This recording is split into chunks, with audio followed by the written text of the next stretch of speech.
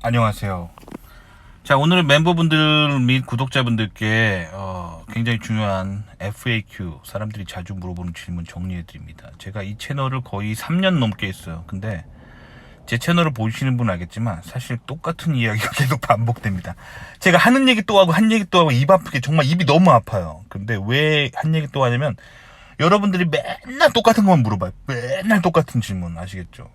제가 그게 입이 아프게 대답하는데도 한결같이 못 알아듣습니다. 제가 처음에 너무 실망한 게 뭐냐면 제 채널을 한 2년 정도 구독해 봤다는 분이 똑같이 자기 학벌 정도면 미국 대학원 갈 수 있나요? 이런 질문을 합니다. 그러니까 그만큼 여러분들이 내가 하는 말을 못 알아듣고 한국의 학벌주의에 철저하게 세뇌당한 세대라는 거예요. 아시겠죠? 이런 분들은 미국 절대 못 갑니다. 아시겠죠? 자, 다시 한번 그럼 정리해 드릴게요. 자, 첫째.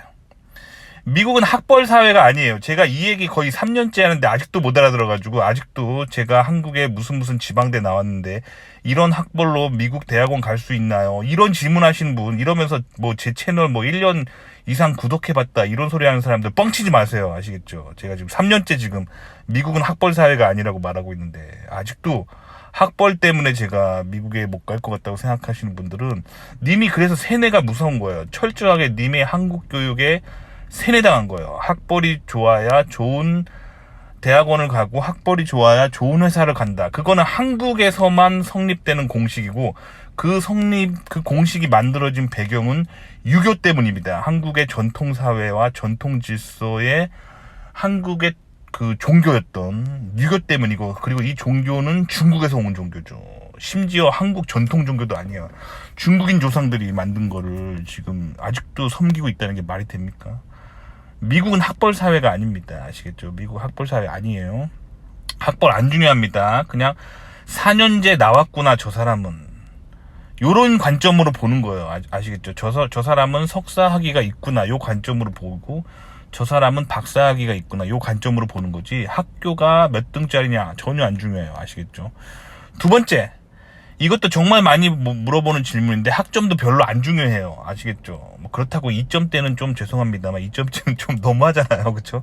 2점대는 2점을 커버하기 위해서 엄청난 게 있어야 돼요. 아시겠죠? 2점대는 대학원 가기 조금 힘듭니다. 하지만 웬만한 3점대는 문제 없어요. 무슨 말이냐면 막 4.5 만점에 나는 4.1이어야 된다, 4.0이 넘어야 된다, 그런 거 아니에요. 아시겠죠? 3.9나 3.8이나 3.5 미만이나 다 비슷해요. 아시겠죠? 미국에서는 학점은요 그렇게 안 중요합니다. 아시겠죠? 그 스펙 사회가 아니에요. 미국은. 심지어 저는 3.5 만점에 3.4의 한국 학부를 가지고도 미국의 10위권 대학원에서 공부 잘 마쳤어요. 그러니까 학점 별로 안 중요합니다. 아시겠죠? 그냥 공부 정말 못하는 인간이다, 그런 이미지만 안 주면 돼요. 아시겠죠?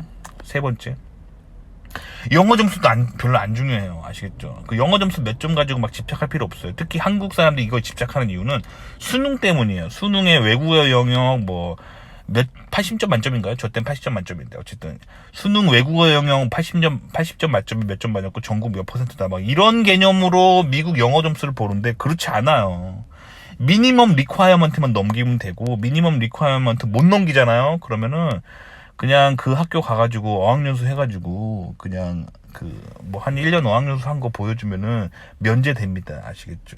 저는 솔직히 말씀드리면 면제됐어요. 왜냐면 처음에 미국에 석사 갈 때는 영어 점수를 냈는데 미국 현지에서 제가 2년간 석사 학위를 했잖아요. 그래서 박사 학위는 다른 학교 옮겨갔거든요.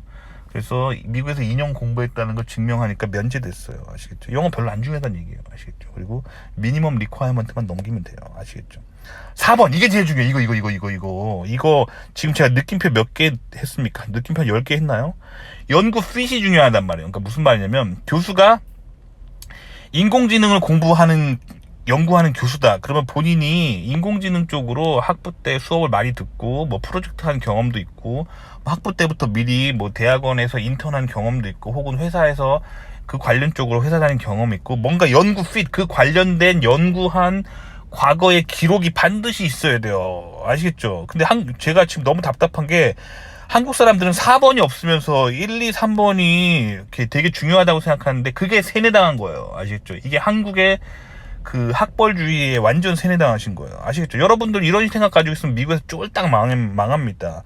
4번이 제일 중요해요. 1, 2, 3번은 별로 안 중요해요. 아시겠죠? 이해하셔야 돼요. 아시겠죠? 그래서 5번 한국에서 석사하면 안 돼요. 왜냐면 한국에서 석사하면 영국 PC 별로 안 좋아진다니까요. 아시겠죠? 그러니까 한국에서 지방대 나오신 분들이 자기가 학벌 때문에 미국 못 간다고 생각하고 그러면 나 인서울에 한국 석사 하면 되겠네. 그러면 미국 갈 수 있지 않을까? 아주 큰 오판이에요. 미국은 학벌 사회가 아니라니까요. 영국 PC 중요한데 한국에 석사해버리면 미국 영국 PC랑 더 멀어지죠. 아시겠죠? 자, 6번. 그래서 한국 회사 경력도 별로예요. 한국 인더스트리는 미국 하청을 받기 때문에 미국에서 별로 안 중요하다고 하는 기술을 한국 대기업에 연구하기 때문에 영국 PC 멀어져요. 마찬가지로 한국 대학원도 한국 대기업이 열심히 중요하다고 하는 생각하는 것들, 즉 취업하는 공장처럼 돌아가기 때문에 한국 대학원에서 여러분이 뭔가 공부하게 되면 미국에서 별로 안 중요한 거 미국에 하청시키는 거를 연구하게 되기 때문에 영국 PC 멀어진다고요. 아시겠죠? 7번이 중요합니다. 그래서 미국계 한국 지사가 중요합니다. 자, 미국 대기업인데 한국에 지사가 있는 거, 이게 최고예요. 대기업 아니더라도 한국에 뭔가 지사가 있는데 알고 봤더니 본사가 조그맣게 뭐 중소기업이라도 원래 미국에 주소가 있어요. 이런 회사 짱입니다. 아시겠죠? 미국계 한국 지사 이런 데서 영국 핏을 쌓으면서 돈도 벌면서 영국 핏을 만든 다음에 이제 미국으로 바로 석사를 가시면 돼요. 그래서 취업하실 분은 미국에서 석사만 하고 바로 취업하면 되고, 박사 하실 분들은 미국에서 석사를 하다가 그 미국의 석사를 바탕으로 경력을 쌓은 다음에 교수가 마음에 든다. 그러면 그 랩에서 박사까지 하면 돼요. 석사 마친 다음에 교수한테 나 박사로 이 랩에서 받아주세요 하면 거의 대부분 교수가 받아줘요. 그렇게 가면 되고, 좀 꿈이 크신 분들은 미국 석사를 바탕으로 미국에서 더 좋은 학교 박사를 옮겨가시면 돼요. 제가 그렇게 했죠. 그렇게 하시면 됩니다. 아시겠죠? 한국 석사 아니에요. 아시겠죠? 그러니까 그렇게 가시면 돼요. 아시겠죠? 자, 그래서 미국계 한국 지사에서 돈을 벌면서 미국 대학원 넘어갈 걸 준비하시면 된다라는 거야. 자, 8번. 개신교에 대한 이해 굉장히 중요합니다. 미국은 역사 자체가 그냥 개신교예요. 아시겠죠? 미국 사람들이 왜 미국이란 나라를 만들었냐면 이 개신교 신앙을 마음껏 믿고 싶어서 간 거예요. 아시겠죠? 그러니까 여러분들이 이 개신교에 대한 이해가 없이 미국에서는 미국 주류 사회와 소통 자체가 불가능하다고 보시면 돼요. 그러니까 개신교 안 믿으시는 분들은 진짜 불리한 게 미국 생존이에요. 아시겠죠?